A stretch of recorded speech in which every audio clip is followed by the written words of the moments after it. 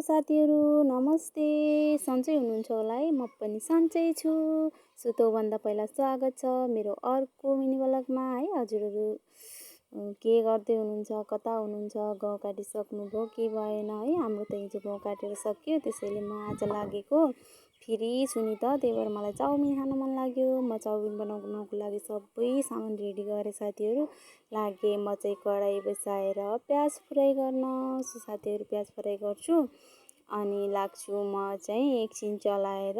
So चलाएर अलि रातो भयो भने चाहिँ मैले हालेँ गाजर। सो गाजर चाहिँ मलाई खासै मन त पर्दैन, त्यही पनि चाउमिनमा हालेको मनपर्छ। त्यो हालिसकेर टमाटर हालेँ। सो साथीहरू चाउमिन कसलाई मनपर्छ? मलाई चाहिँ एकदम मनपर्छ।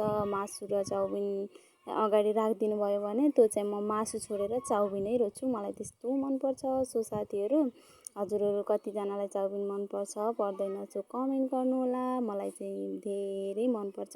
सो यो चाउमिन बनाउँदा बनाउँदै मैले मेरो स्कुल पढ्ने मेरो साथीहरूलाई सम्झेँ है। सँगै बसेर चाउमिन कस्तो खान्थ्यौँ है, कति रमाइलो हुन्थ्यो त्यो पल। के गर्नु, दिन त गएछन् साथीहरू, यस्तै छ। सो मेरो चाउमिन रेडी भयो। अब म चाहिँ थालमा हालेर लागेँ खान। सो साथीहरू बाई बाई, भेटौँला अर्को